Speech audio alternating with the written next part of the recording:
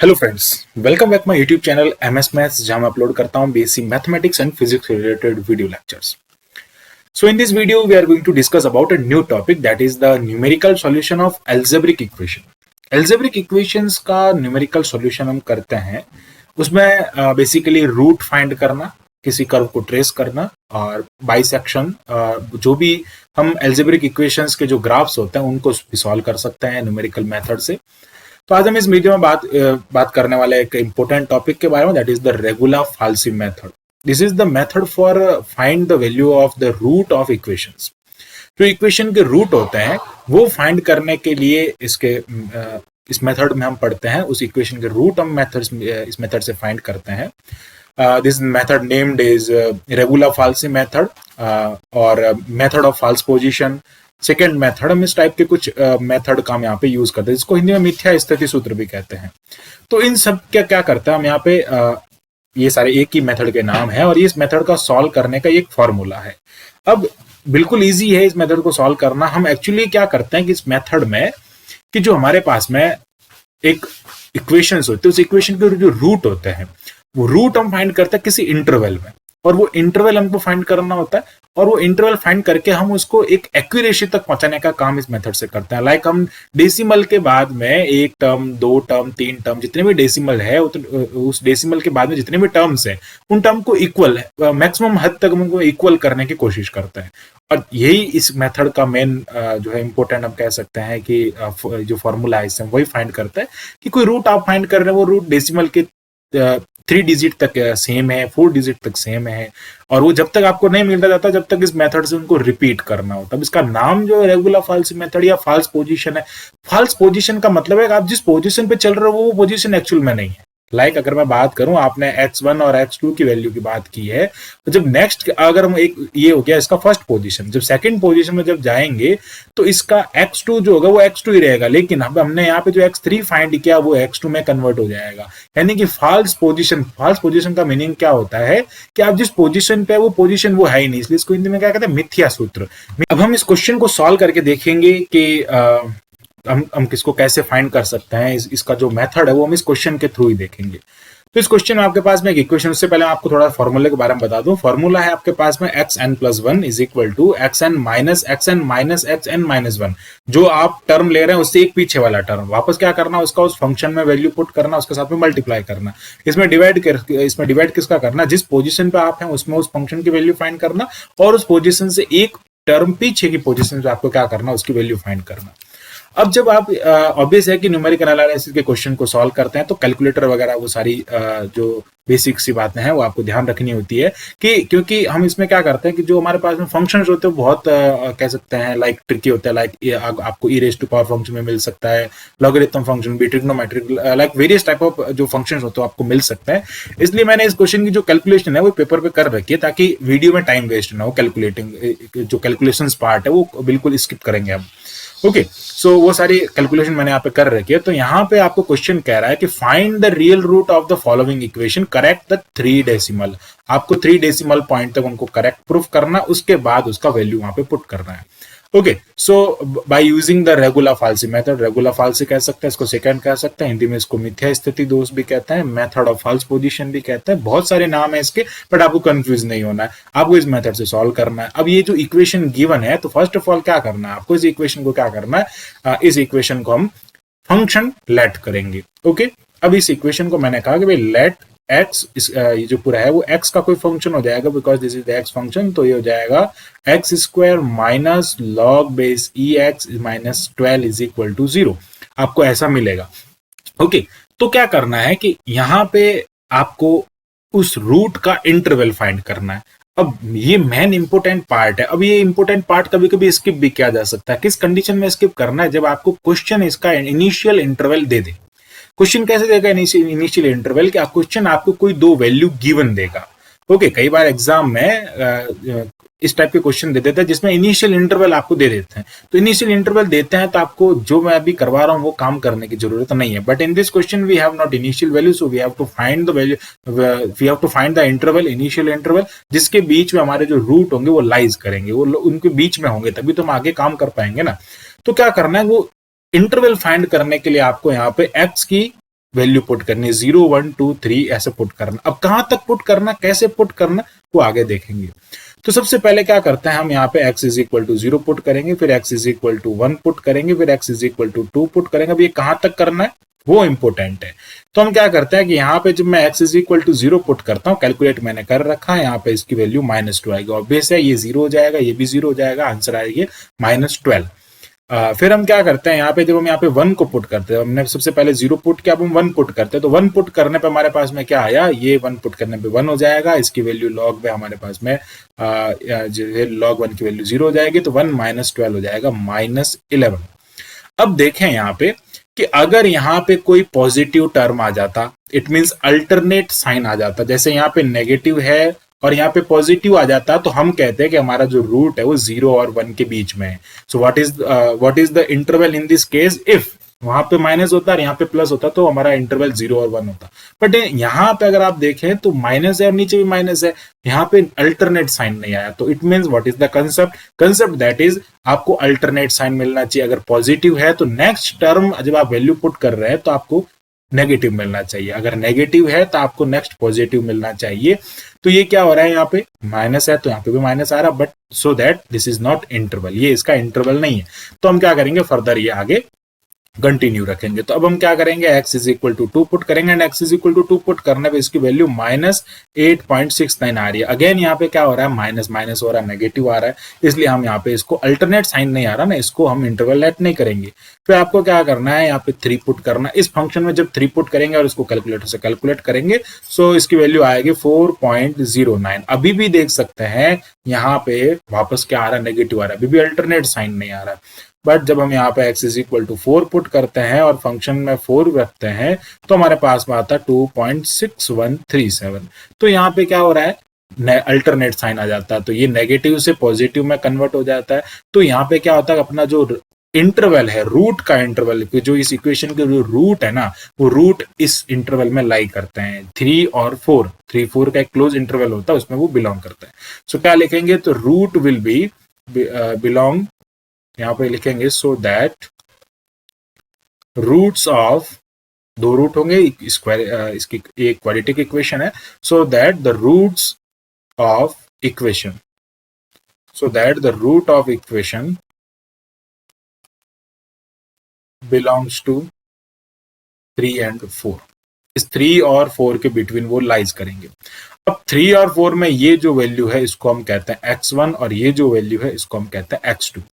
x1 और x2 की value को क्या करना है आपको, यहाँ पे x1 और x2 की वैल्यू को यूज करते हुए आगे सॉल्व करेंगे। तो अभी हमने जो यहाँ पे अल्टरनेट वाला जो कंसेप्ट है वो यूज किया ना, तो अल्टरनेट वाले कंसेप्ट का क्या मीनिंग है, अल्टरनेट वाले कंसेप्ट का मीनिंग इतना है कि यहाँ पे जब हम x1 पुट करते हैं और x2 पुट करते हैं, उनका जो मल्टीप्लाई होता है वो लेस देन 0 होना चाहिए।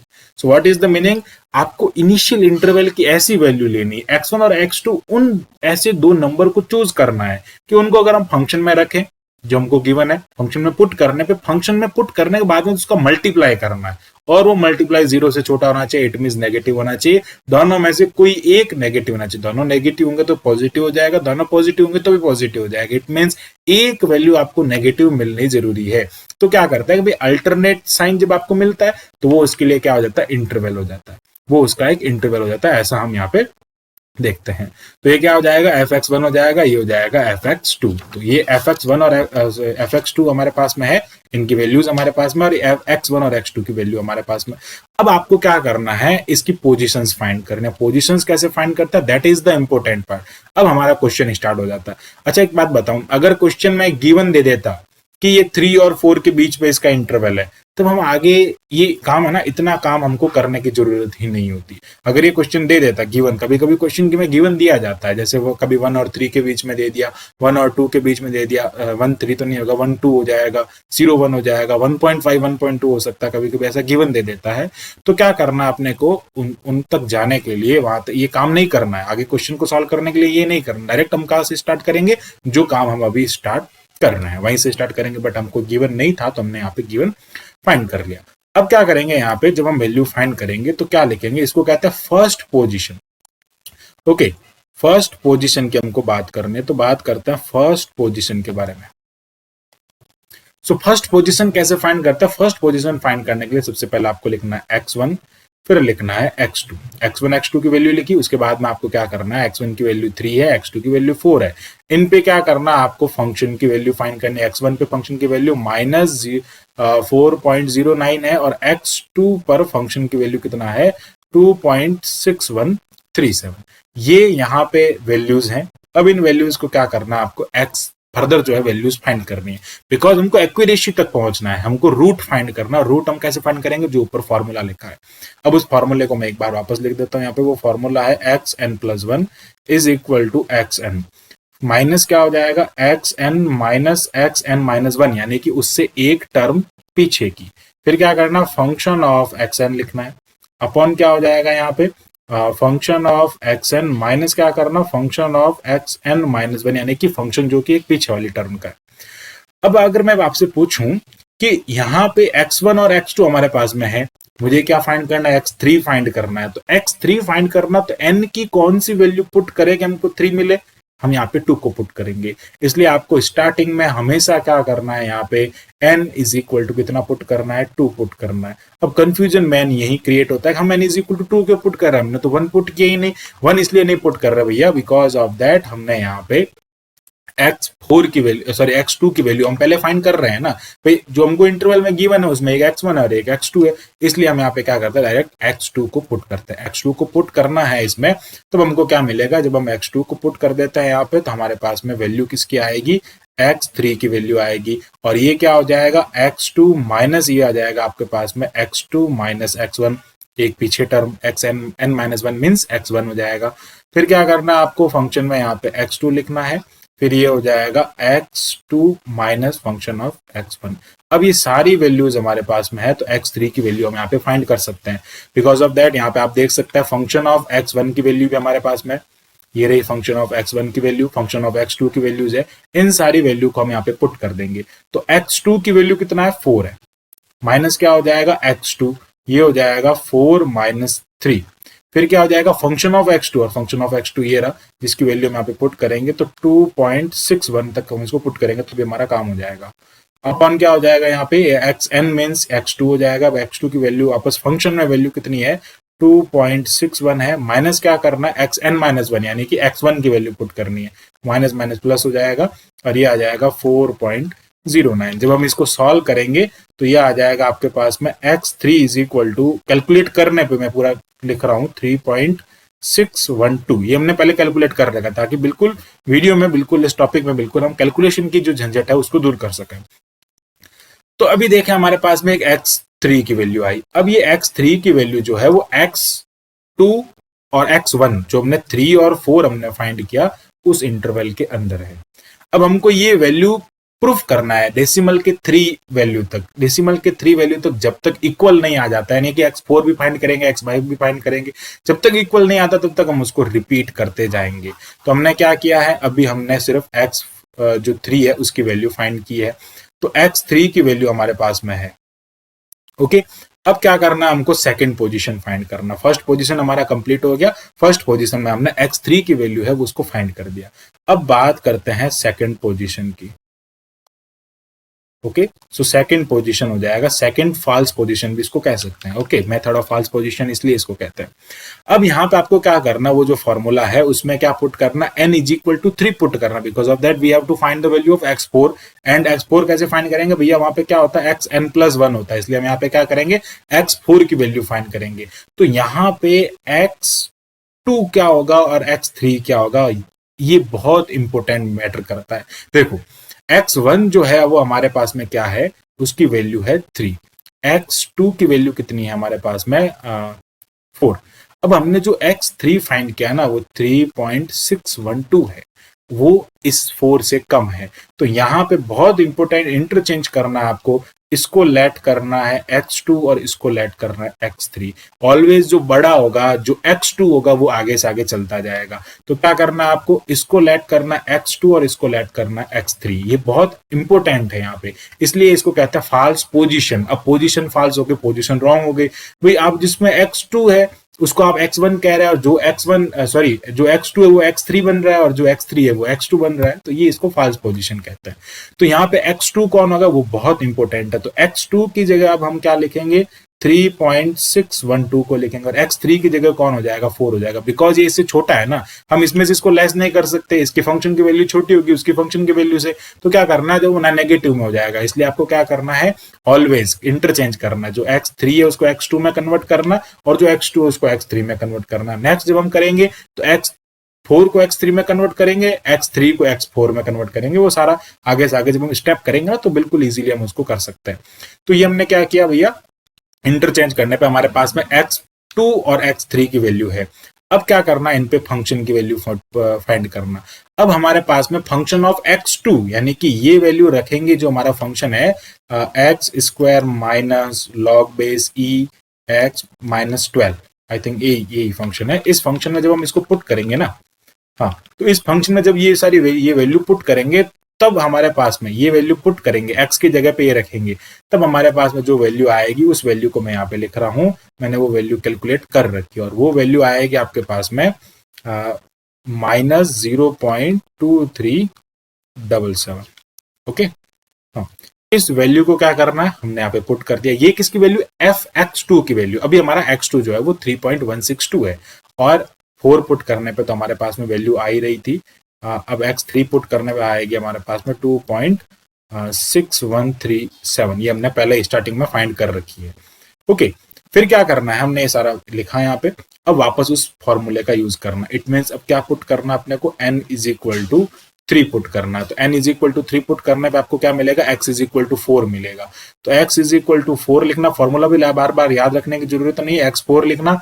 फिर क्या हो जाएगा, ये x3 है ना, x3 माइनस क्या करना है यहाँ से, x3 माइनस x2, उससे एक कम।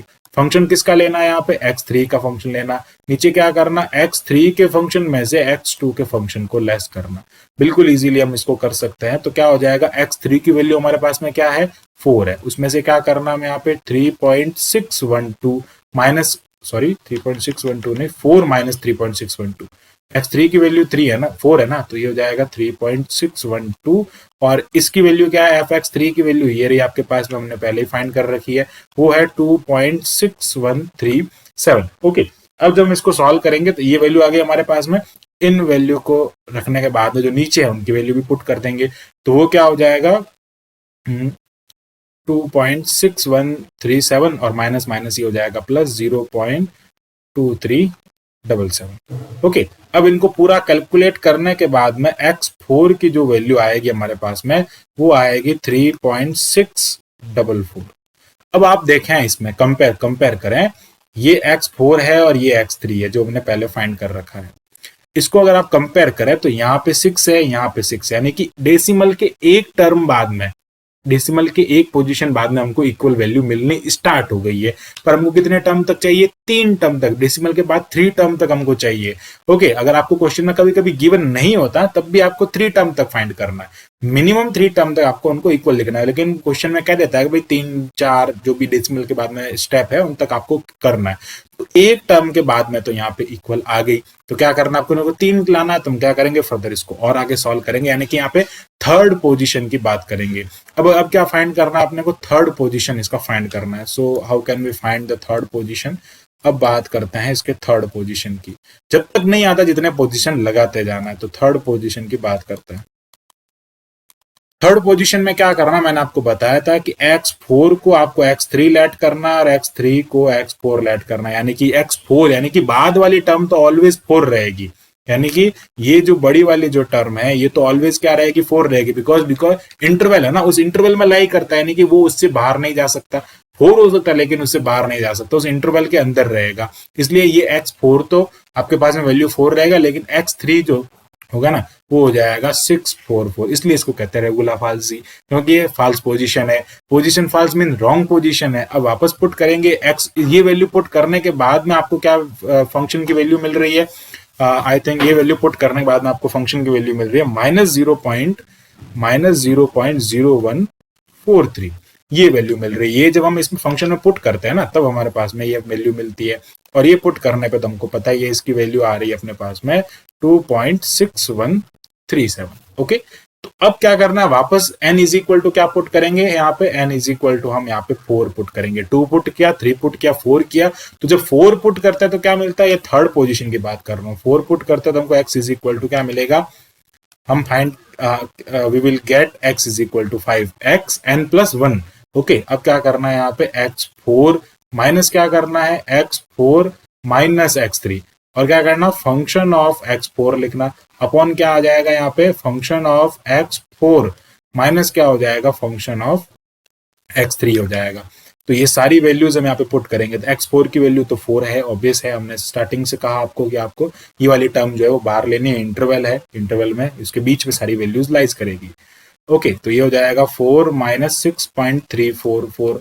ओके, और x फंक्शन में 4 अगर मैं पुट करता हूँ तो वैल्यू मुझे ये मिलती है, तो ये हो जाएगा 2.6137 ओवर, ये हो जाएगा आपके पास में 2.6137 माइनस माइनस प्लस 0.0143 लेना है। अब क्या करना है, इसको आपको 4 है ना, सॉरी 3 डेसिमल तक प्रूव करना है। तो जब हम इसको कैलकुलेट करते हैं तो हमारे पास में जो x5 है ना, वो x5 की वैल्यू मिलती है आई थिंक, हाँ 3.646। ओके, अब 3.646 को हम चेक करते हैं कि कितने टर्म तक इक्वल है। देखो ये मिली हमको 3.64, तो देखो 2 टर्म तक हमारे पास में इक्वल मिल गया आपको। देखो ये यहाँ पे 64 है, यहाँ पे भी 64 है, तो 2 टर्म तक मिलना स्टार्ट हो गया। हमने पहले 6 को इक्वल किया, एक टर्म को इक्वल किया, अब हमारे पास में 2 टर्म जो है डेसिमल के बाद में वो इक्वल है। अब हम एक बार इसको करेंगे तो आई थिंक एक बार करने पे और हमारे पास में इसकी वैल्यू आ जाएगी। तो हमने क्या किया, थर्ड फाइंड कर दिया पोजिशन। अब हम फोर्थ पोजिशन की बात करते हैं। ओके, फोर्थ पोजीशन को फाइंड करते हैं। फोर्थ पोजीशन को कैसे फाइंड करेंगे, फोर्थ पोजीशन में वापस वही रिपीट करना, बस और कुछ नहीं करना।